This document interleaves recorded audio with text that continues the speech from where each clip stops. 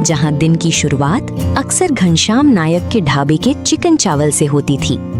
उस ढाबे पर गजोधर नाम का एक आदमी काम करता था। वो बहुत ही ईमानदार था, लेकिन साथ ही काफी गरीब भी था।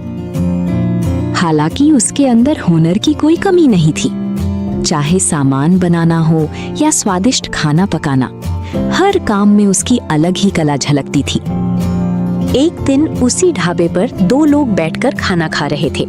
तभी उनमें से एक आदमी बोला, अरे घनश्याम नायक जी, आपके ढाबे पर तो कमाल का खाना बनता है। कसम से ऐसा स्वाद तो हमारी घर की बीवियां भी नहीं बना पाती, और ना ही किसी दूसरे ढाबे पर ऐसा खाना मिलता है। सच कहें तो आज तो मजा ही आ गया। तभी दूसरा आदमी हामी भरते हुए बोला, सही कह रहे हो भाई, ऐसा खाना तो किसी ढाबे का रसोइया भी नहीं बना पाता। कसम से गजोधर के हाथों में तो जैसे कोई जादू है। लेकिन इतना सुनते ही घनश्याम नायक का चेहरा बदल गया। वो अचानक आग बबूला हो उठा।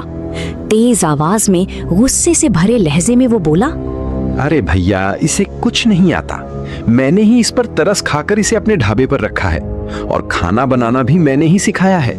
कोई किसी को यूं ही पैसे नहीं देता। कुछ ना कुछ काम तो आना ही चाहिए। चलो चलो, ज्यादा बहस मत करो, चुपचाप खाना खाओ। ये सुनकर गजोधर मन ही मन बहुत दुखी हो गया, लेकिन फिर भी उसने अपने जज्बात छुपाए और धीमी आवाज में बोला, खाना तो मैं बनाता हूँ, इन स्वादिष्ट मसालों को भी मैं ही तैयार करता हूँ, और ये कहते हैं कि इन्होंने मुझे सिखाया है। लेकिन वो लाचार था, किसी से खुलकर कुछ कह भी नहीं पाता था। बस अपने मन की बात मन में ही दबाकर रह जाता था। उसके पास इतने पैसे भी नहीं थे कि वो अपना एक छोटा सा ठेला भी लगा सके, और वैसे भी इस गांव में दूसरा ढाबा चलाना आसान नहीं था, क्योंकि इस गांव में पहले से ही कई मशहूर ढाबे मौजूद थे। काम करते करते शाम हो गई और गजोधर अपने सेठ जी से अपनी मेहनत के पैसे मांगने लगा। सेठ जी, आज की मेरी दिहाड़ी दे दीजिए। गजोधर ने धीमी और विनम्र आवाज में कहा। सेठ जी ने चालाकी से कहा, अरे दे रहा हूँ, लेकिन आज तेरे सिर्फ 150 रुपए बने हैं। ये सुनकर गजोधर हैरान रह गया और तुरंत ही बोला, अरे सेठ जी, ये क्या बात हुई? मेरे तो आज पूरे 300 रुपए बनते हैं, फिर 150 ही क्यों दे रहे हैं? अरे भाई, इस समय कामकाज कुछ खास अच्छा नहीं चल रहा, इसीलिए आज मैं तुझे 150 ही दे रहा हूँ। अगर काम करना है तो कर, वरना कहीं और काम देख ले। वो मजबूर था, इसलिए कुछ कह भी नहीं पाया। चुपचाप 150 रुपए लेकर वो अपने घर की ओर चल पड़ा। घर पहुंचने के बाद उसकी पत्नी ने उसे देखा और बोली, अरे क्या हुआ, आज कामकाज कैसा रहा? और आज 300 रुपए मिले कि नहीं? अरे नहीं, आज तो सेठ जी ने सिर्फ 150 रुपए ही दिए। ये सुनते ही उसकी पत्नी चिंतित होकर बोली, अरे ये क्या जी, पहले तो 400 रुपए मिलते थे, फिर बोले कामकाज अच्छा नहीं चल रहा है तो 300 कर दिए, और अब सिर्फ 150। इससे हमारा गुजारा कैसे होगा? ये सुनकर गजोधर धीमी आवाज में बोला, अब क्या ही कर सकते हैं, इस गांव में दूसरा ढाबा चलाना भी बहुत मुश्किल है। खैर, अपनी अपनी किस्मत है, देखते हैं, कभी न कभी किस्मत हमारी भी साथ जरूर देगी। इसी तरह कुछ दिन बीत गए। एक दिन गजोधर जब ढाबे पर पहुंचा तो उसने देखा कि ढाबा बंद पड़ा है और सेठ जी वहीं बाहर खड़े थे।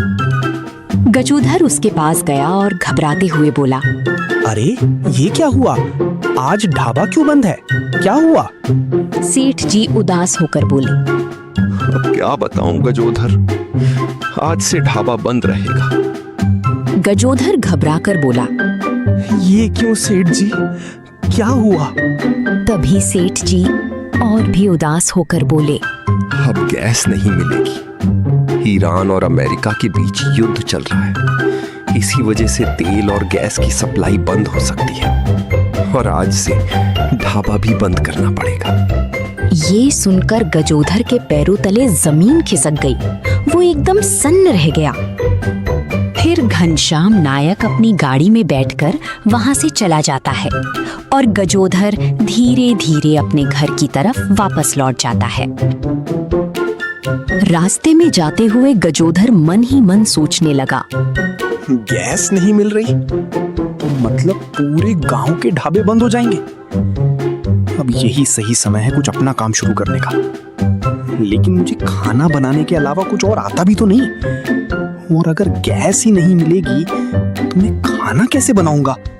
यही सोचते सोचते वो पूरी तरह परेशान हो गया। घर पहुंचने के बाद गजोधर देखता है कि घर के बाहर 2 काले रंग के टीन रखे हुए हैं।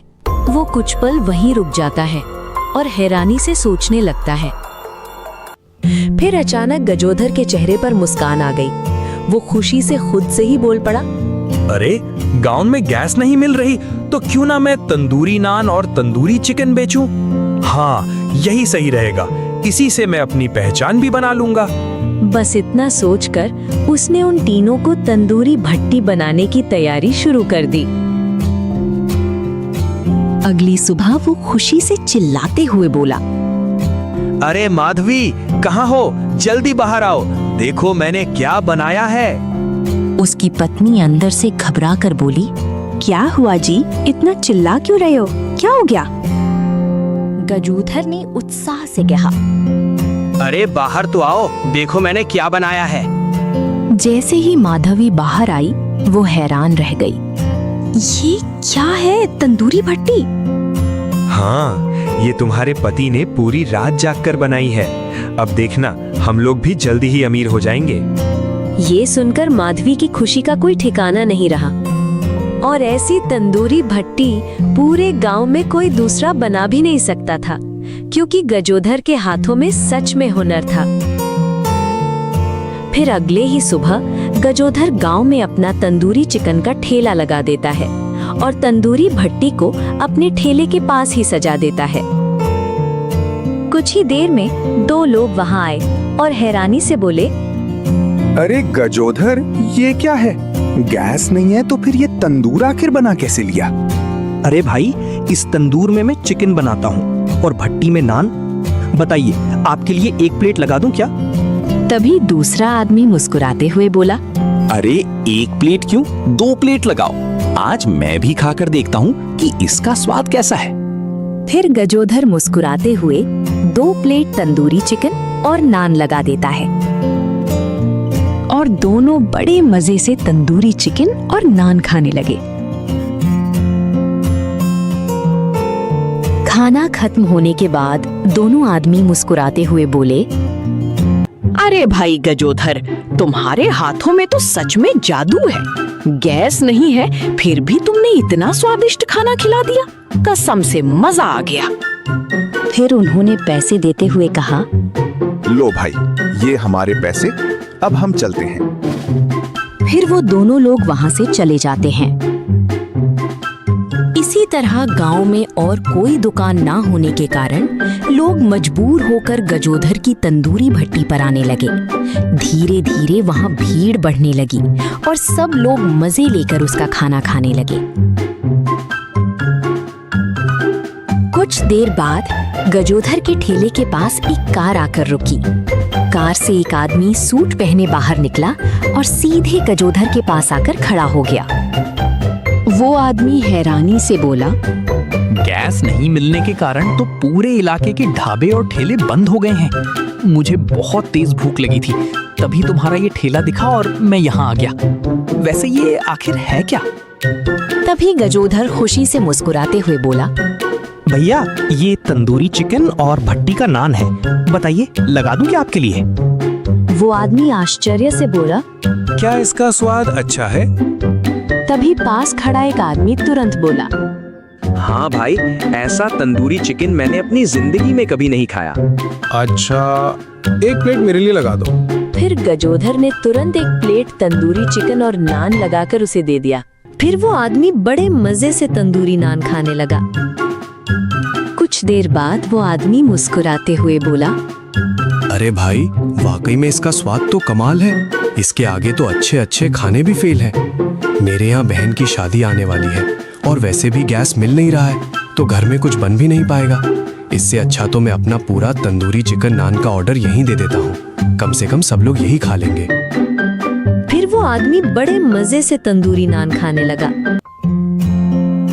उसी के ठीक एक हफ्ते बाद गजोधर उसी शादी में अपना तंदूरी चिकन बनाता है। शादी में आए सभी मेहमान बड़े मजे से उसका तंदूरी चिकन खाते हैं।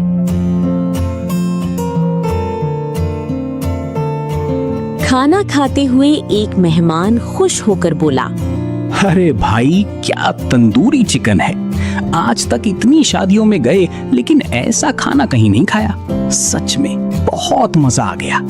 तभी पास खड़ा एक और आदमी हंसते हुए बोला, हाँ भाई, सही कह रहे हो। ऐसा खाना तो सच में कहीं नहीं खाया। अब तो मन कर रहा है इसी तंदूरी वाले के पास काम कर लूं और रोज ऐसे ही तंदूरी नान खाऊं। और इस बेहतरीन व्यवस्था के लिए लोग उस आदमी की खूब सराहना करते हैं और उसे ढेरों बधाइयां भी देते हैं। फिर वही आदमी खुशी खुशी गजोधर को 2 लाख रुपए भी दे देता है। इतनी बड़ी रकम पाकर गजोधर बहुत खुश हो जाता है। इस कहानी से यही सीख मिलती है कि अगर इंसान मेहनत और हुनर पर भरोसा रखे तो मुश्किल हालात भी उसके लिए नए रास्ते खोल देते हैं। कभी कभी बंद होते दरवाजे भी नई सफलता की शुरुआत बन जाते हैं।